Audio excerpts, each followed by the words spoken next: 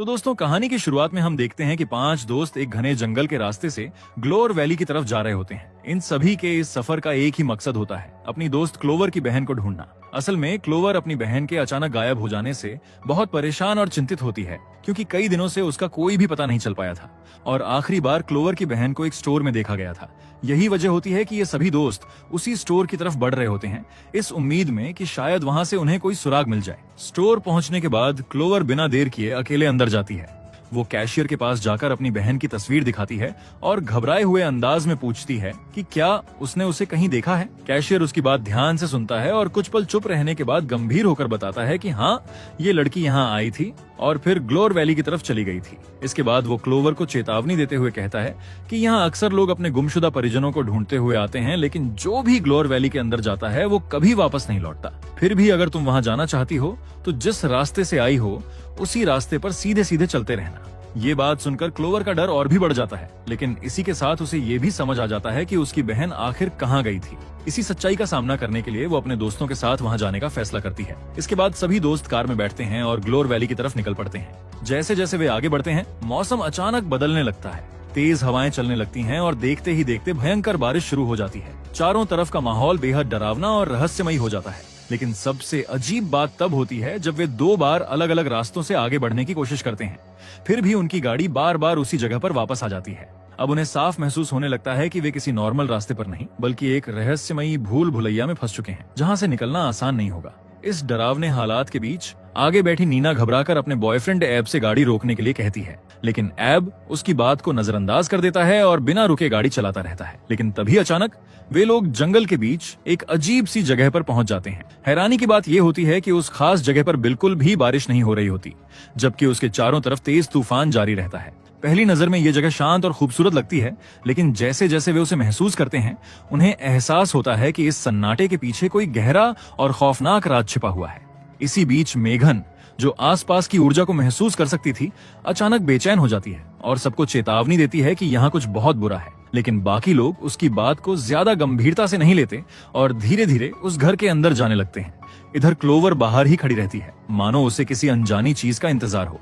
तभी तेज तूफान के बीच उसे दूर एक लड़की दिखाई देती है, जो बिल्कुल उसकी बहन जैसी लगती है। अपनी बहन को सामने देखकर क्लोवर कुछ भी सोच नहीं पाती और तुरंत उसके पीछे चल पड़ती है। वहीं मैक्स उसे रोकने की पूरी कोशिश करता है, लेकिन तब तक क्लोवर उस रहस्यमयी लड़की के पीछे तूफान में गायब हो चुकी होती है।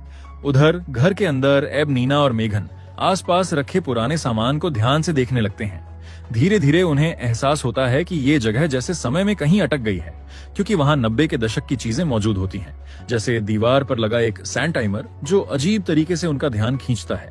इसी दौरान नीना को एक पुराना रजिस्टर मिलता है। जिज्ञासा में वो उसमें अपना नाम लिख देती है, लेकिन जैसे ही वो उसके पन्ने पलटती है, उसकी सांसें थम जाती हैं, क्योंकि उस रजिस्टर में पहले से ही कई लोगों के नाम लिखे होते हैं और उनमें क्लोवर की बहन का नाम भी शामिल होता है। ये सब देखकर नीना घबरा जाती है, क्योंकि उसे साफ महसूस होने लगता है कि उन नामों के पीछे कोई भयानक और खतरनाक कहानी छिपी हुई है। इसी दौरान एब एक अलग कमरे में जाकर वीडियो रिकॉर्ड करना शुरू कर देता है।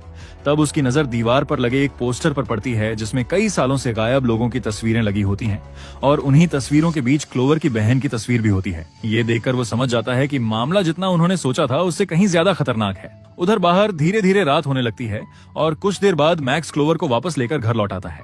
अब सभी दोस्त फिर से एक साथ होते हैं और समझने की कोशिश करते हैं कि आखिर में इस जगह पर क्या हो रहा है। तभी अचानक उन्हें एहसास होता है कि दीवार पर लगा सैंड टाइमर अपने आप चलने लगा है, जैसे किसी अनदेखी ताकत ने उसे चालू किया हो। लेकिन तभी अचानक बाहर से अजीब और डरावनी आवाजें आने लगती हैं। जब वे खिड़की से बाहर झांकते हैं तो देखते हैं कि उनकी गाड़ी अपनी जगह से हटकर तूफान वाली दिशा में चली गई है। ये सब देखकर डर के मारे वे तुरंत वापस घर के अंदर भाग आते हैं। फोन का सिग्नल भी पूरी तरह बंद हो चुका होता है, इसलिए क्लोवर सबको बाहर संपर्क करने का कोई दूसरा तरीका ढूंढने के लिए कहती है। ये सुनकर नीना और एब ऊपर खिड़की के पास खड़े होकर बाहर नजर रखने लगते हैं, जबकि मैक्स, क्लोवर और मेघन घर के बेसमेंट में जाते हैं ताकि वहां कोई मदद का साधन मिल सके। बेसमेंट में पहुंचकर क्लोवर को एक पुराना फोन मिलता है, लेकिन वो काम नहीं करता। वहीं मेघन एक पुराने रेडियो को चलाने की कोशिश करती है, लेकिन उसमें से भी सिर्फ अजीब और डरावनी आवाजें ही सुनाई देती हैं। इसी बीच ऊपर एब को अचानक किसी के चलने की आवाज सुनाई देती है। वो उस आवाज का पीछा करते हुए दूसरे कमरे में चला जाता है, लेकिन काफी देर तक वापस नहीं आता। ये देखकर नीना घबरा जाती है और उसे ढूंढने के लिए उस कमरे में जाती है। जैसे ही वो लाइट ऑन करती है, सामने का नजारा देखकर उसकी चीख निकल जाती है, क्योंकि एक डरावना इंसान एब को बेरहमी से मार चुका होता है। नीना की चीख सुनकर बाकी लोग तुरंत ऊपर आते हैं, लेकिन जैसे ही वे उस कमरे के पास पहुंचते हैं, मैक्स उन्हें वहीं रुकने का इशारा करता है और खुद अकेले अंदर जाने का फैसला करता है। कमरे के अंदर पहुंचकर जैसे ही वह उस खतरनाक इंसान को देखता है, उसे तुरंत समझ आ जाता है कि यह कोई आम इंसान नहीं है। हालात की गंभीरता को देखते हुए वह बाहर खड़ी दोनों लड़कियों को छिपने के लिए कहता है। अब छिपते हुए वे सब डर के मारे चुपचाप बैठे रहते हैं। तभी वो डरावना आदमी धीरे धीरे उनके पीछे से गुजरता है। मैक्स को यह सही मौका लगता है कि वो उस पर हमला करे, लेकिन हैरानी की बात यह होती है कि उस पर इसका कोई असर नहीं पड़ता। तब मैक्स कुर्सी के टूटे हुए टुकड़े उठाकर उसे घोंपने की कोशिश करता है। तभी वो खतरनाक आदमी तेजी से पलटता है, लकड़ी का टुकड़ा उसके हाथ से छीन लेता है और उसी से मैक्स की आंख में घोंप देता है। मैक्स दर्द से चीखता हुआ जमीन पर गिर जाता है और कुछ ही पलों में उसकी मौत हो जाती है। मेगन ये सब अपनी आंखों से देख रही होती है और डर से कांपने लगती है। तभी वो इंसान उसकी तरफ बढ़ता है और उसे भी बेरहमी से मार देता है। अपनी दोस्त की मौत देखकर क्लोवर गुस्से में आ जाती है और उस पर चाकू से हमला करती है, लेकिन उस पर भी कोई असर नहीं होता। अब अपनी जान बचाने के लिए क्लोवर तुरंत वहां से भागती है और घर से निकलकर जंगल की तरफ दौड़ पड़ती है। जंगल के बीच उसे फिर से एक लड़की दिखाई देती है जो बिल्कुल उसकी बहन जैसी दिखती है। क्लोवर उम्मीद में उसके पास जाने लगती है, लेकिन तभी पीछे से वही खतरनाक इंसान अचानक उस पर हमला कर देता है। क्लोवर को संभलने का मौका भी नहीं मिलता और वो वहीं गिरकर मर जाती है। अब जैसे ही सैंड टाइमर का काउंटडाउन पूरा होता है, अचानक सब कुछ बदल जाता है। एक पल में ही समय पीछे लौट जाता है और सभी लोग फिर से उसी शुरुआत वाले पल में पहुंच जाते हैं जहां से ये खौफनाक घटनाएं शुरू हुई थीं। हालांकि इस बार एक बड़ा फर्क होता है, उनके शरीर पर वही घाव और निशान अब भी मौजूद होते हैं और सबसे डरावनी बात यह होती है कि उन्हें सब कुछ याद रहता है कि उनके साथ क्या क्या हुआ था। अब वे समझ चुके होते हैं कि वे एक ऐसे खतरनाक टाइम लूप में फंस गए हैं जहां से निकलना आसान नहीं होगा। इसी बीच जब वे फिर से घर के अंदर नजर डालते हैं तो उन्हें एक और चौंकाने वाली चीज दिखाई देती है। जहां पहले गायब लोगों का पोस्टर लगा था, अब उसमें इन 5 दोस्तों की तस्वीरें भी जुड़ चुकी होती हैं, जैसे वे भी अब उन गुमशुदा लोगों का हिस्सा बन चुके हों। ये देखकर सबके अंदर डर और भी गहरा हो जाता है। तभी मेघन की मानसिक शक्तियां अचानक फिर से जागने लगती हैं और वो बेचैनी के साथ महसूस करती है कि इस जगह की बुरी ताकत अब पहले से भी ज्यादा मजबूत हो चुकी है। लेकिन तभी अचानक कोई अदृश्य शक्ति मेघन को अपने काबू में कर लेती है और उसे मार देती है। मरने से पहले मेघन सबको चेतावनी देती है कि इस बार जो आने वाला है वो पहले वाले साइको से भी ज्यादा खतरनाक होगा। मेघन की यह बात सुनकर सबके अंदर डर और भी गहरा हो जाता है और वे कुछ समझने की कोशिश ही कर रहे होते हैं कि तभी अचानक दरवाजे पर जोर जोर से दस्तक होने लगती है। जब सब लोग दरवाजा खोलकर देखते हैं तो बाहर कोई नहीं होता, लेकिन दरवाजा अपने आप खुलने और बंद होने लगता है। ये देखकर एब दरवाजे को पकड़कर रोकता है और मैक्स किसी चीज से उसे अटका देता है। तभी बाहर से क्लोवर की बहन की आवाज सुनाई देती है जो मदद के लिए रो रही होती है। क्लोवर ये सुनकर खुद को रोक नहीं पाती और उसे बचाने के लिए बाहर जाने की जिद करती है। बाकी लोग उसे समझाते हैं कि ये एक जाल हो सकता है, लेकिन क्लोवर उनकी बात नहीं मानती और बाहर चली जाती है। बाहर जाकर उसे अपनी बहन कहीं नहीं मिलती, बल्कि अब वहाँ एक रहस्यमयी घर दिखाई देता है जो पहले वहाँ नहीं था। तभी एक अजीब ताकत क्लोवर को खींचकर उस घर की तरफ ले जाती है, जबकि बाकी लोगों को पीछे धकेलकर पुराने घर के अंदर बंद कर देती है। मैक्स क्लोवर को बचाने जाना चाहता है, लेकिन एब उसे रोकता है और कहता है कि बाहर जाना मतलब मौत को बुलाना है। उधर क्लोवर धीरे धीरे होश में आती है और खुद को एक बिल्कुल नए घर के अंदर पाती है। जैसे ही वो उठकर चारों तरफ नजर डालती है, उसकी रूह कांप उठती है, क्योंकि पूरे कमरे में अजीब और डरावने मास्क टंगे होते हैं। वो अभी इस जगह को समझने की कोशिश ही कर रही होती है कि तभी उसकी नजर एक बूढ़ी औरत पर पड़ती है। वो औरत ऑक्सीजन टैंक के सहारे मुश्किल से सांस ले रही होती है और रेडियो पर किसी पुराने हादसे की खबर ध्यान से सुन रही होती है, जिससे ये साफ लगता है कि इस जगह का अतीत भी उतना ही डरावना है जितना इसका वर्तमान। घबराई हुई क्लोवर तुरंत वहां से बाहर निकलने की कोशिश करती है, लेकिन दरवाजा बंद मिलता है और वो चाहकर भी बाहर नहीं जा पाती। अब उसके पास कोई रास्ता नहीं बचता, इसलिए वो उस बूढ़ी औरत से मदद मांगती है। उसकी बात सुनकर बूढ़ी औरत धीमी आवाज में एक डरावनी सच्चाई बताती है कि यहाँ से बचने का सिर्फ एक ही तरीका है, या तो पूरी रात जिंदा रहो या फिर हमेशा के लिए इस जगह का हिस्सा बन जाओ। इतना कहकर वो बूढ़ी औरत क्लोवर पर झपट पड़ती है और अपने मास्क से उसका दम घोंटने लगती है। धीरे धीरे वो क्लोवर के शरीर पर काबू कर लेती है और खुद खत्म होने लगती है। उधर दूसरी तरफ मैक्स अकेले ही क्लोवर को बचाने के लिए उस जगह की ओर लौट आता है। वहीं एब और नीना डर के मारे गाड़ी लेकर वहां से भागने की कोशिश करते हैं, ताकि कम से कम वे इस खौफनाक जगह से बाहर निकल सकें। लेकिन उनका रास्ता इतना आसान नहीं होता, क्योंकि रास्ते में अचानक एक विशाल और डरावना जीव उनके सामने आकर खड़ा हो जाता है, जिसे देखकर दोनों घबरा जाते हैं। मजबूरी में एब गाड़ी पीछे मोड़ता है, तभी अचानक उनके सामने एक मास्क पहना हुआ खतरनाक इंसान आ जाता है। वे कुछ समझ पाते उससे पहले ही वो उन पर हमला कर देता है और बेरहमी से दोनों को मार देता है। इधर मैक्स उस रहस्यमयी घर के अंदर पहुंच जाता है।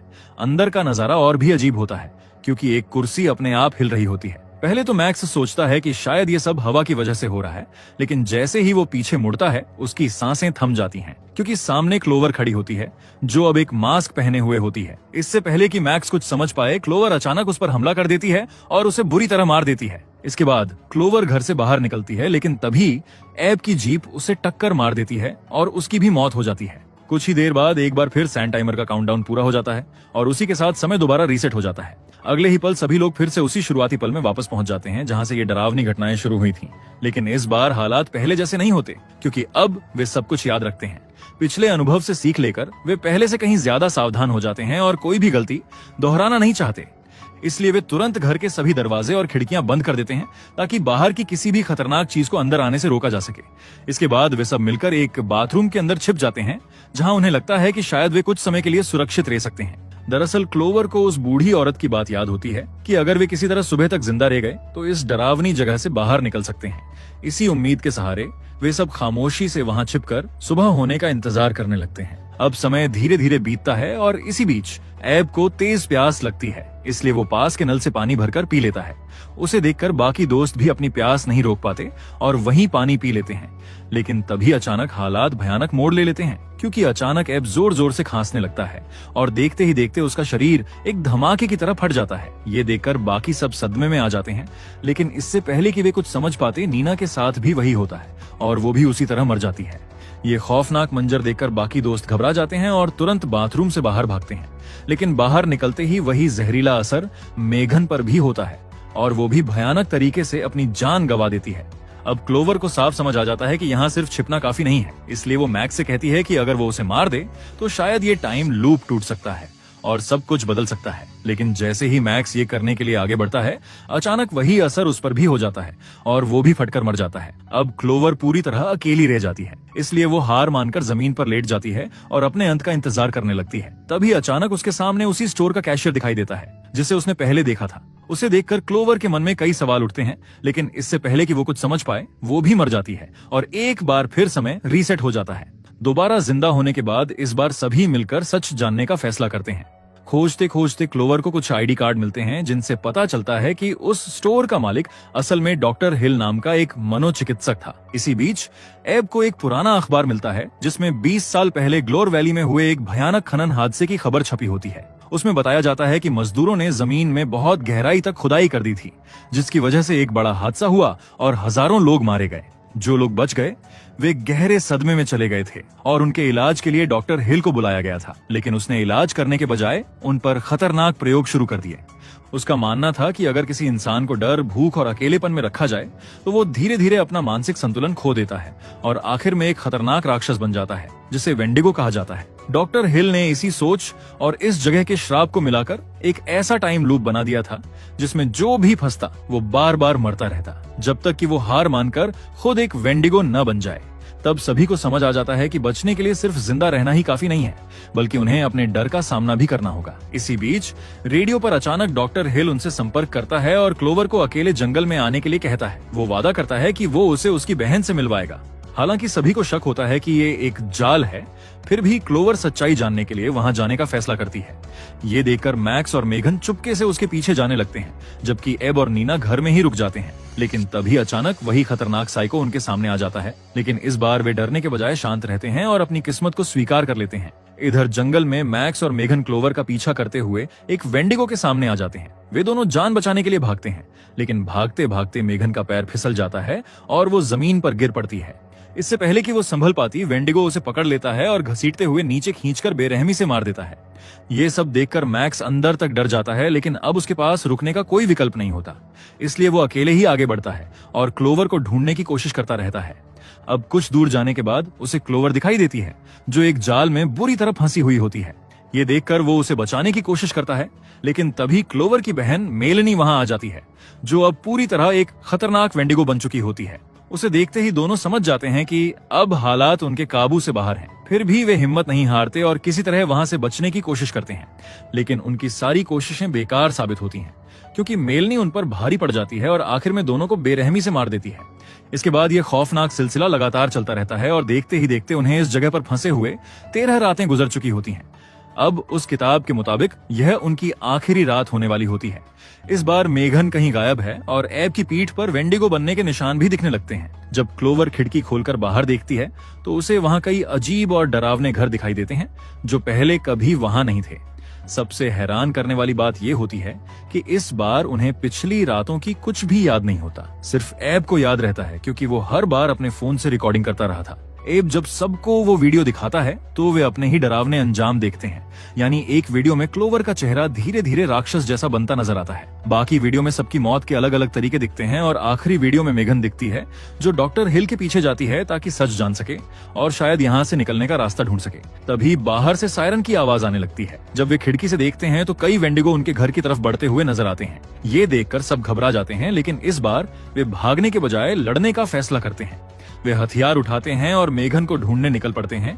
इसके लिए उन्हें उसी दरवाजे से गुजरना पड़ता है जिससे वे पहले जाने से डरते थे। फिर अंदर जाने पर पता चलता है कि वो एक सुरंग है जो उन्हें उस डूबे हुए गांव तक ले जाती है जहां ये सब शुरू हुआ था। अब हालात और भी खतरनाक हो चुके होते हैं क्योंकि वेंडिगो उनके बेहद करीब आ चुके होते हैं। अपनी जान बचाने के लिए सभी बिना समय गंवाए तेजी से भागने लगते हैं। भागते भागते अचानक उनके सामने वही खतरनाक साइको आ खड़ा होता है जो पहले भी उनका पीछा कर चुका होता है। उसे देखकर सब एक पल के लिए रुक जाते हैं, लेकिन मैक्स तुरंत स्थिति को समझते हुए फैसला लेता है। वो क्लोवर से कहता है कि वो तुरंत डॉक्टर हिल को ढूंढे, जबकि वो खुद एब और नीना के साथ मिलकर उस साइको का सामना करता है। इसके बाद तीनों पूरी ताकत के साथ उस पर हमला करते हैं। काफी संघर्ष और खतरे के बाद आखिर में वे उसी के हथौड़े का इस्तेमाल करके उसे मार गिराते हैं। इधर क्लोवर अकेले ही डॉक्टर हिल को ढूंढते हुए आगे बढ़ती है, लेकिन तभी अचानक उसके सामने उसकी बहन आ जाती है जो अब पूरी तरह एक खतरनाक वेंडिगो बन चुकी होती है। अपनी बहन को इस हालत में देखकर क्लोवर टूट जाती है। फिर भी वो हिम्मत जुटाकर उसे समझाने की कोशिश करती है कि वो उसकी अपनी बहन है, लेकिन अब उसकी बहन के अंदर इंसानियत का कोई निशान नहीं बचा होता और वो क्लोवर पर हमला करने लगती है।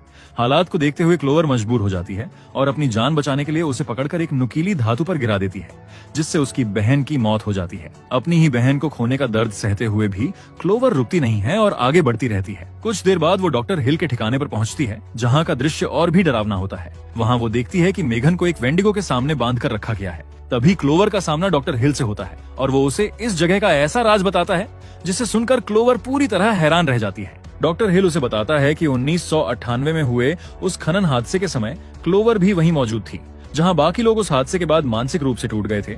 वहीं क्लोवर ने इतनी छोटी उम्र में भी उस सदमे को सह लिया था। यही वजह थी कि डॉक्टर हिल की नजर उस पर पड़ी। वो उसकी मानसिक ताकत से इतना प्रभावित हुआ कि उसने इस पूरी योजना की शुरुआत ही क्लोवर को लेकर की। दरअसल उसी ने क्लोवर की बहन को निशाना बनाया और उसे इस जगह तक खींच लाया ताकि क्लोवर भी उसे ढूंढते हुए यहाँ आए। उसका असली मकसद था क्लोवर पर प्रयोग करना और उसे सबसे खतरनाक वेंडिगो में बदलना। उसका मानना था कि आम इंसान 13 रातों के अंदर टूट जाता है, लेकिन क्लोवर अलग थी क्योंकि उसका दिमाग असाधारण रूप से मजबूत था और यही उसे उसके लिए सबसे परफेक्ट शिकार बनाता था। लेकिन अब क्लोवर सब कुछ समझ चुकी होती है और वह चुपचाप सही मौके का इंतजार करती है। जैसे ही उसे मौका मिलता है वो चालाकी से डॉक्टर हिल के ग्लास में वही जहरीला पानी मिला देती है जिसका इस्तेमाल इस जगह पर लोगों को मारने के लिए किया जाता था। डॉक्टर हिल को इस बात का बिल्कुल अंदाजा नहीं होता और वो आराम से वो पानी पी लेता है, लेकिन कुछ ही पलों में उसके शरीर पर उसका असर दिखने लगता है और देखते ही देखते उसका शरीर बेकाबू होकर एक जोरदार धमाके के साथ फट जाता है। डॉक्टर हिल के खत्म होते ही क्लोवर तुरंत उसकी चाबियां उठा लेती है और सही समय पर मेघन को उस वेंडिगो से बचा लेती है जो उसे मारने वाला होता है। अब सुबह होने में बहुत कम समय बचा होता है, इसलिए सभी दोस्त मिलकर वहां से बाहर निकलने की कोशिश करते हैं। वे वेंडिगो से बचते हुए तेजी से भागते हैं और आखिर में जमीन के ऊपर पहुंच जाते हैं। जैसे ही वे बाहर निकलते हैं सैंड टाइमर का काउंटडाउन पूरा हो जाता है, लेकिन इस बार कुछ अलग होता है। इस बार कोई भी नहीं मरता, वे सभी जिंदा रहते हैं। यानी कि आखिर में वो खतरनाक डेथ लूप टूट चुका होता है और यहीं पर इस खौफनाक कहानी का अंत होता है। अगर आपको ये एक्सप्लेनेशन पसंद आया हो तो वीडियो को लाइक और कमेंट जरूर करें और ऐसी ही मजेदार और अनोखी मूवी स्टोरीज के लिए चैनल को सब्सक्राइब करना बिल्कुल मत भूलिए।